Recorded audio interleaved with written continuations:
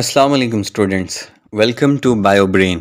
जैसा कि आप सब जानते हैं, हम पढ़ा रहे हैं आपको बायोलॉजी और हमने स्टार्ट किया है 9th class from new book. Second chapter हमने स्टार्ट किया है जिसका नाम था बायोडाइवर्सिटी। आज बायोडाइवर्सिटी का दूसरा लेक्चर है जो है क्लासिफिकेशन। तो आइए अपना लेक्चर स्टार्ट करते हैं। आज का हमारा लेक्चर है क्लासिफिकेशन यानी दर्जाबंदी। दर्जाबंदी मीन्स ग्रुपों में तकसीम करना, डिवाइड करना ग्रुप्स में। तो आइए इसकी डेफिनेशन देखते हैं।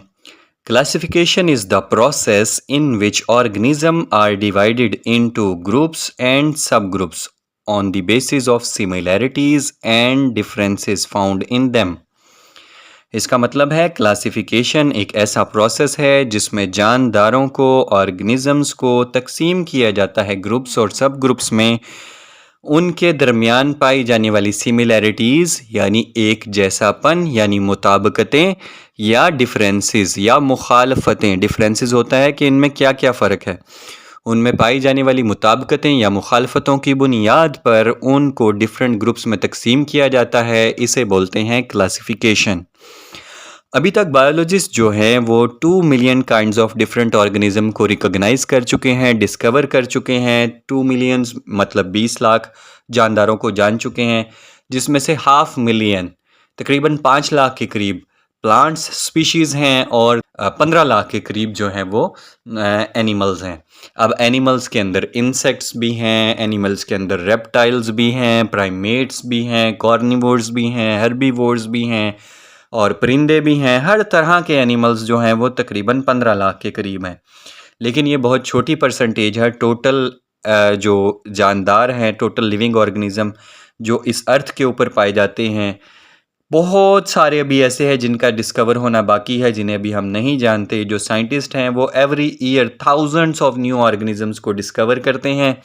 तो फिर डिफ़िकल्ट होता है इन ऑर्गेनिजम्स को एज ए न्यू स्पीशी जानना या ये सोचना कि ये कोई पुरानी स्पीशी है जो पहले डिस्कवर हो चुकी है, या उनके करेक्टरिस्टिक्स को स्टडी करना कि इनमें क्या करेक्टरिस्टिक्स हैं, किन करेक्टरिस्टिक्स की बुनियाद पर हम इन्हें एक न्यू स्पीशी कह सकते हैं, या कौन से करेक्टरिस्टिक्स इनके पुराने जानदारों से मिलते जुलते हैं। ये तभी हो सकता है जब हमने कोई टेबल बनाया हो, जब हमने चीज़ों को अच्छे से अरेंज किया हो, तभी साइंटिस्ट ऐसा काम कर सकते हैं।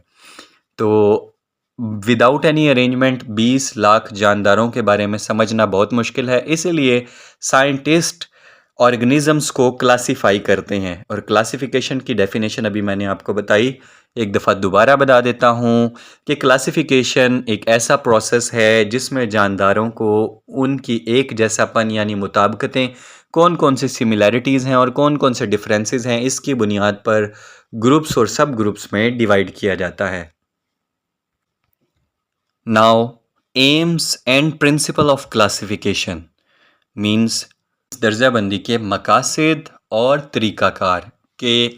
क्लासिफिकेशन का ऑब्वियसली कोई स्पेसिफिक तरीक़ाकार होगा और क्लासिफिकेशन किस तरीके से की जाती है, किन चीज़ों को बुनियाद बनाया जाता है। और सेकेंडली एम्स क्या है, aims and objective means aim and principle. Aims होता है मकासद, मकसद क्या है क्लासिफिकेशन करने का। The main aim of classification are, आइए हम नीचे देखते हैं कौन कौन से क्लासिफिकेशन के मकसद हैं। नंबर 1 है to determine similarities and differences among organism so that they can be study easily. ऐसा पहले जो मैंने आपको बताया सेम वैसा ही है जैसे क्लासिफिकेशन की डेफिनेशन है कि जानदारों में मौजूद सिमिलैरिटीज़ और डिफरेंसेस को समझना कि कौन सी चीज़ें इनमें एक जैसी पाई जाती हैं, कौन सी मुख्तलिफ हैं, इसकी बुनियाद पर उन्हें ईजीली स्टडी किया जा सकता है। मिसाल के तौर पे मैं आपको समझाता हूँ। एक स्पैरो है, वो भी फ्लाइंग करती है, उड़ती है। एक बटरफ्लाई है, वो भी फ्लाइंग करती है, उड़ती है। लेकिन दोनों के जो विंग्स हैं, जो पर हैं, उनमें क्या सिमिलैरिटीज़ हैं और क्या डिफरेंसेस हैं, उसकी बुनियाद पे क्या उन्हें एक ग्रुप में रखा जाएगा या डिफरेंट ग्रुप्स में रखा जाएगा। देखें, जानदार तो दोनों ही फ्लाइंग करने वाले हैं ना, लेकिन उनमें डिफरेंसेस अब कितने हैं। तो इसकी बुनियाद पे और उनमें सिमिलैरिटीज़ क्या हैं कि दोनों फ्लाइंग करती हैं।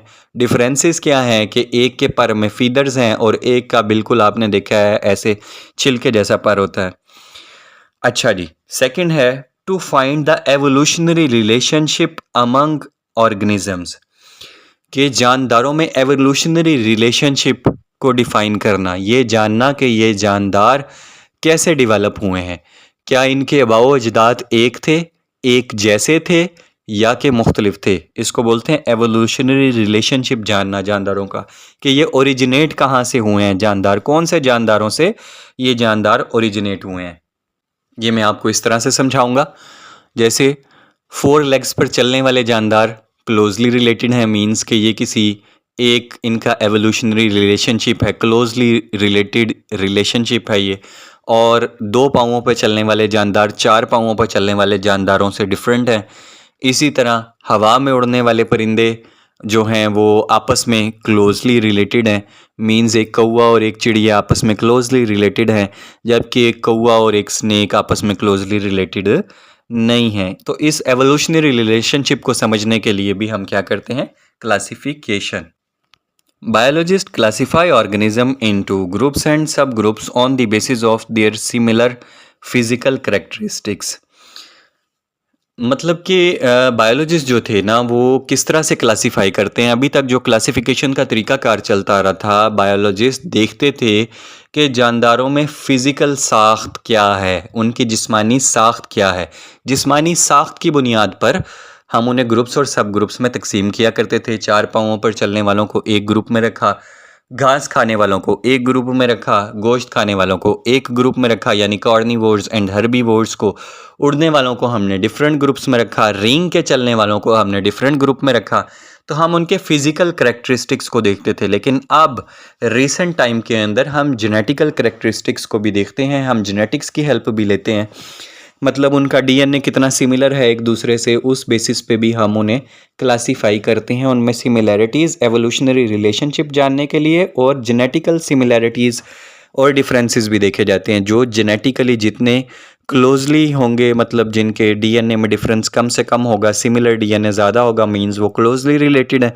और जिनके डीएनए में बहुत ज़्यादा डिफरेंस होगा, मींस वो क्लोजली रिलेशनशिप उनका नहीं है, वो बहुत दूर पार के रिश्तेदार हैं।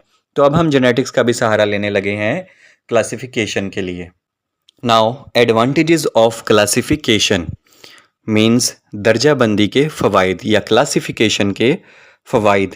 Classification allow biologist to group similar organism together, making it easier to identify and understand their characteristics.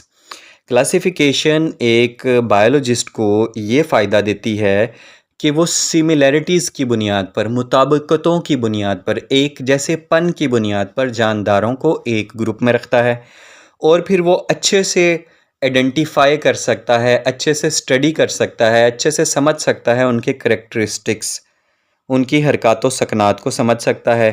वो ये स्टडी कर सकता है कि ये कितने क्लोजली रिलेटेड हैं। एवोल्यूशनरी हिस्ट्री को जान सकता है उनके, और इससे उसे ये फ़ायदा होता है कि अर्थ पर पाई जाने वाली डाइवर्सिटी को वो अच्छे से समझ सकता है। सेकंड, दूसरा फ़ायदा इसका क्या है, classification provides a framework for studying and comparing different species. Means जो उनमें मौजूद डिफरेंसेस हैं, क्लासिफिकेशन में हमें ये एक और फ़ायदा होता है कि कुछ जानदारों में जो डिफरेंसेस हैं उनको हम डिफरेंट ग्रुप में रखते हैं। डिफरेंट ग्रुप में रखने से हमें ये फ़ायदा होता है कि हम डिफरेंट स्पीशीज़ को स्टडी कर सकते हैं और कंपेयर कर सकते हैं। कंपेयर करने का मतलब ये है कि उनका मवाजना कर सकते हैं कि इनमें क्या सिमिलैरिटीज़ हैं और क्या डिफरेंसेस हैं। नेक्स्ट फ़ायदा क्या है जी, it explain the interrelationship among various organism. मतलब दो दूसरे जानदारों के दरमियान में आपस में कोई अगर उनका रिलेशनशिप है तो क्लासिफिकेशन हमें ये अच्छे तरीके से स्टडी करने का मौका देती है। जब ऑब्वियसली हम रिलेशनशिप की बुनियाद पर ही उन्हें मुख्तलिफ ग्रुप्स में या एक जैसे ग्रुप्स में रख रहे हैं तो हमें पता लग जाता है कि ये क्लोजली रिलेटेड हैं या क्लोजली रिलेटेड नहीं हैं। नेक्स्ट फ़ायदा क्या है, it help to understand the new species and the evolutionary relationship of different species. मतलब क्लासिफिकेशन से हमें ये भी पता चलता है कि हम कौन सी न्यू स्पीशीज़ डिस्कवर कर रहे हैं। अगर हमने क्लासीफाई ना किया हो on the basis of physical characteristics, तो कोई भी न्यू स्पीशी मिलेगी तो हम कहेंगे जी हाँ जी हाँ जी ये न्यू स्पीशी है, जज किए बगैर। चाहे हो सकता है वही स्पीशी किसी और ने पहले क्लासीफाई की हो कि ये एक स्पीशी है और हम उसको दोबारा से न्यू स्पीशी कह दें। तो इस तरह ग्रो बंदी से, ग्रुप बनाने से हमें फ़ायदा हो जाता है। अगर वो 4 टांगों पर चलने वाला होगा तो हम जल्दी से 4 टांगों वाले ग्रुप में जाएंगे और देखेंगे क्या पहले ये वाली स्पीशी हमने डिस्कवर की है। अगर तो की है तो हम उसे न्यू स्पीशी डिक्लेयर नहीं करेंगे, अगर हमने नहीं की तो हम उसको न्यू स्पीशी डिक्लेयर करेंगे। Classification provide a common language for biologist around the world. Means classification जो है दुनिया के मुख्तलिफ ज़ुबानें बोलने वाले साइंटिस्ट को एक ज़ुबान बोलने पर मजबूर करती है। एक ज़ुबान बोलने पर मीन्स क्लासिफिकेशन जब आप करेंगे आप साइंटिफिक नेम देते हैं हर जानदार को। जैसे इंसान का नाम हम इंसान कहते हैं, पश्तो में कुछ और कहते होंगे, इंग्लिश में ह्यूमन बीइंग कहते हैं। इसी तरह साइंस में इंसान को होमो सैपियन कहते हैं। इसी तरह मेंढक को मेंढक कहते हैं, पंजाबी में डड्डू कहते हैं, और इंग्लिश में फ्रॉग कहते हैं, चाइनीज़ में कुछ और कहते होंगे, जापानीज़ में कुछ और कहते होंगे, रशियन में कुछ और कहते होंगे। तो साइंटिफिकली फ्रॉग को राना टिग्रीना कहते हैं। इसी तरह जो सरसों का पौधा है उसे मस्टर्ड प्लांट कहते हैं इंग्लिश में, और हम सरसों का पौधा कहते हैं, कुछ सरों कहते हैं। तो जबकि उसका साइंटिफिक नेम है वो है ब्रोसिका कंपेस्ट्रस। मीन्स बहुत से साइंसदान हैं, बहुत से साइंटिस्ट हैं जो अपनी अपनी लैंग्वेज में रिसर्च कर रहे हैं। अब अगर हमने ह्यूमन बीइंग की बात करनी हो तो किसी को इंग्लिश नहीं समझ आती होगी, किसी को पश्तो समझ नहीं आती होगी कि इंसान के बारे में बात हो रही है, लेकिन होमो सैपियन सब साइंटिस्ट जानते हैं क्योंकि पूरी दुनिया में क्लासिफिकेशन का एक ही निज़ाम है। तो ये हमें क्या करता है, अलाउ करता है, फैसिलिटेट करता है डिफरेंट साइंटिस्ट को कि वो आपस में कम्युनिकेट कर सकें एक ही लैंग्वेज में। और वो कौन सी लैंग्वेज है? साइंस की लैंग्वेज, साइंटिफिक नेम के ज़रिए।